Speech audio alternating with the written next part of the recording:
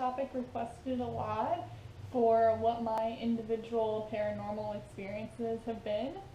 So I thought I would finally gather some up for you and share with you my experiences.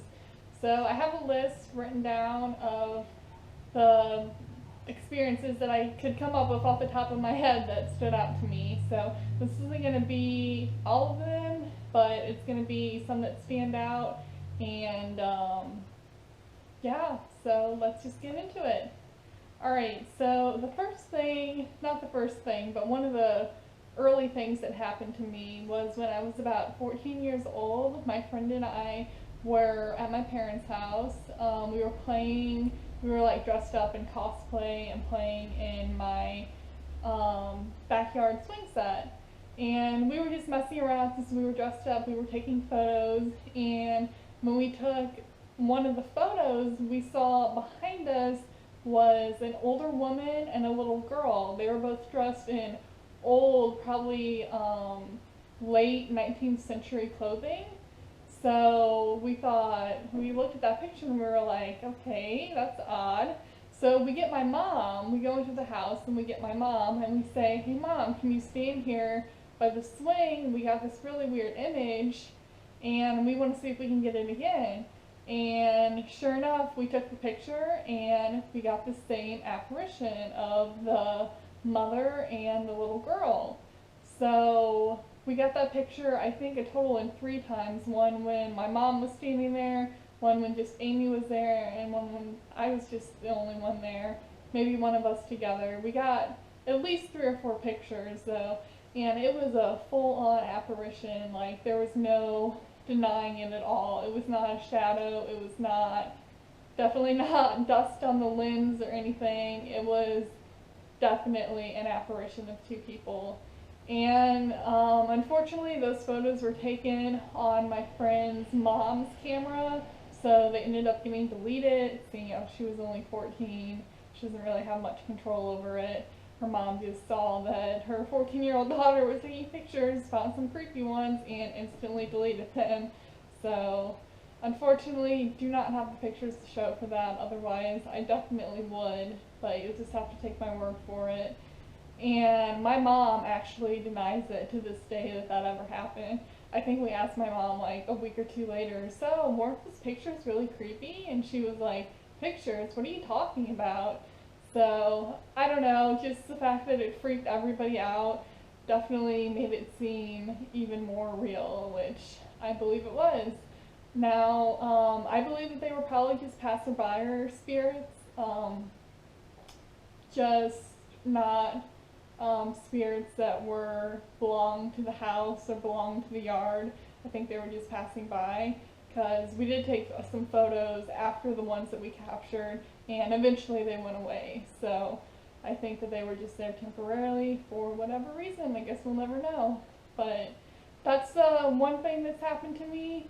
Another thing that's happened to me is one time I was in a cemetery and I was trying to get, I had a voice recorder on my phone and I was trying to get recordings of things that I might hear. I might have been trying to get pictures too. I don't remember which one I was doing. But my phone all of a sudden just kind of started like going crazy and like switching from one screen to another, just like jumping back and forth from like, say, like the internet app to my email app to my text messaging app, and I couldn't touch it. Like, I would try to touch my phone to make it stop, and my phone was just completely locked up. So there was nothing that I could do. And that happened the whole time that I was in that cemetery. And until I left, that's when my phone started functioning again. So my phone going haywire, experience number 2. Next experience is I was on a ghost tour and we were touring an old mansion, and we were down in the basement in the cellar, and we had a dark room session, which is what they do. They turn off all the lights and we all just kind of sit there in silence and see what kind of experiences come of it.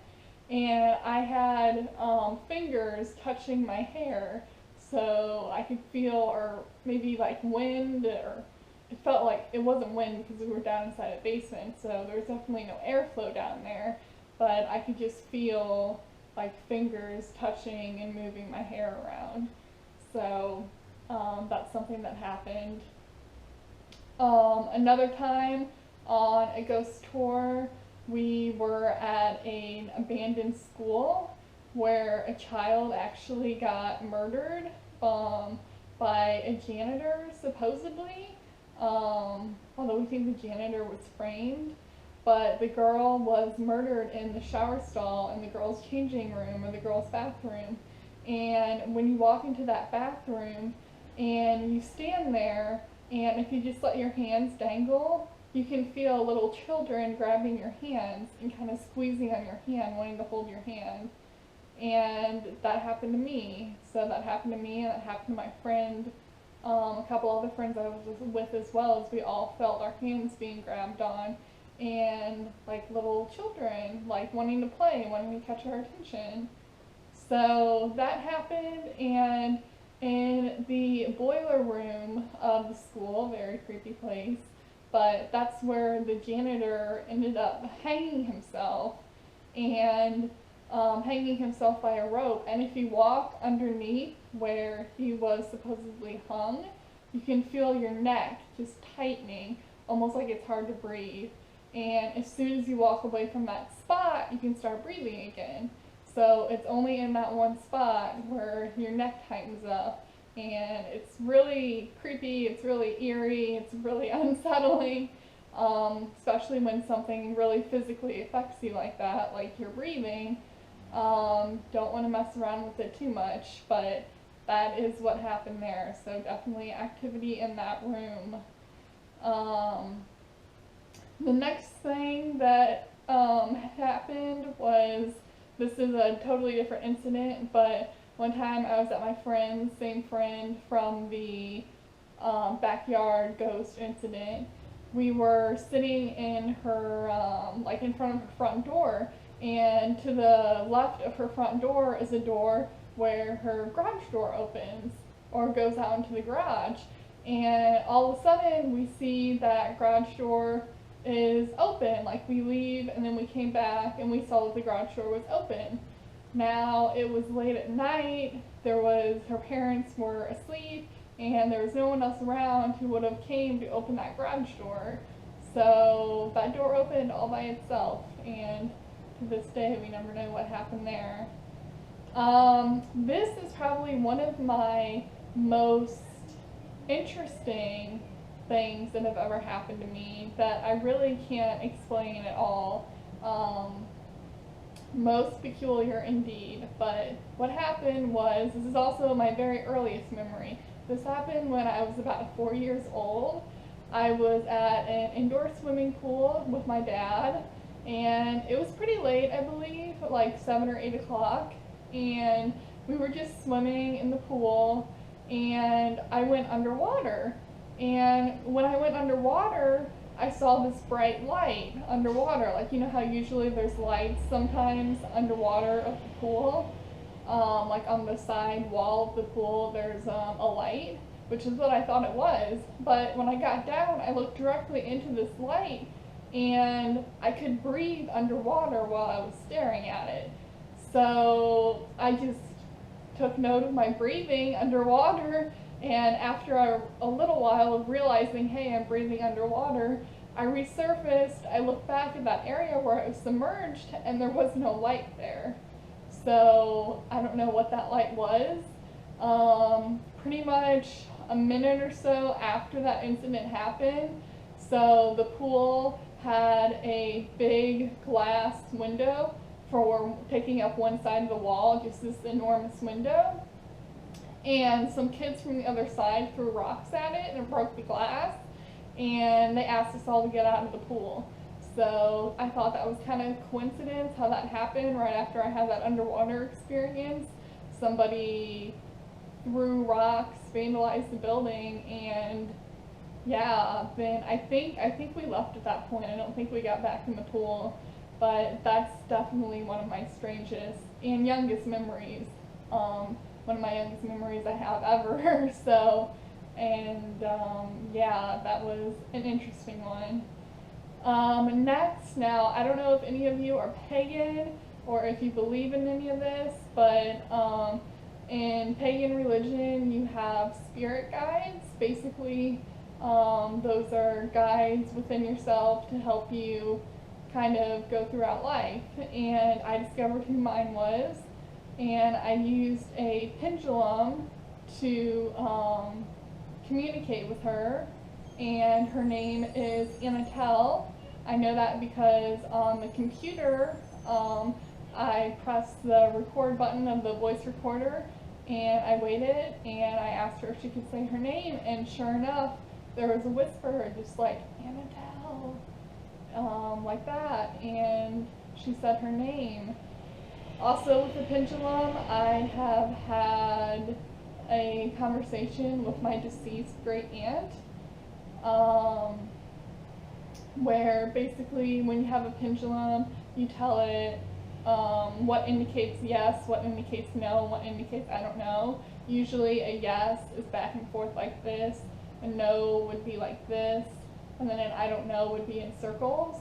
So that's how I was communicating with her, and I feel like it was either a spirit that was really, really good at pretending to be something it wasn't, but I do believe that it was my aunt that I was talking to, so that was kind of a nice experience. And let's see what else. So those are my main things that I thought of that has happened to me. Another thing that is kind of interesting that happens, or has been happening for I guess about 3 years now, is I have these statues on my nightstand. I have these little animal statues, and then I have a bigger statue. She's like this tall, and she's a little skeleton girl dressed in like a top hat and a dress and like blue hair coming out, kind of gothic. And she always moves gradually, like I'll have her facing forward, and she'll always turn to the side where she's not facing forward anymore, she's facing to the side. And I've tested it with like opening the drawers. If I'm opening them too hard or slamming them too hard, that's just making the nightstand like shake and always making her face that direction. And I've tested that theory, and it doesn't make, like I said, I have other glass figurines or porcelain figurines of little animals that are like about half of her size, and they don't move at all. And I have another like plastic, it's a Cenobite from Hellraiser.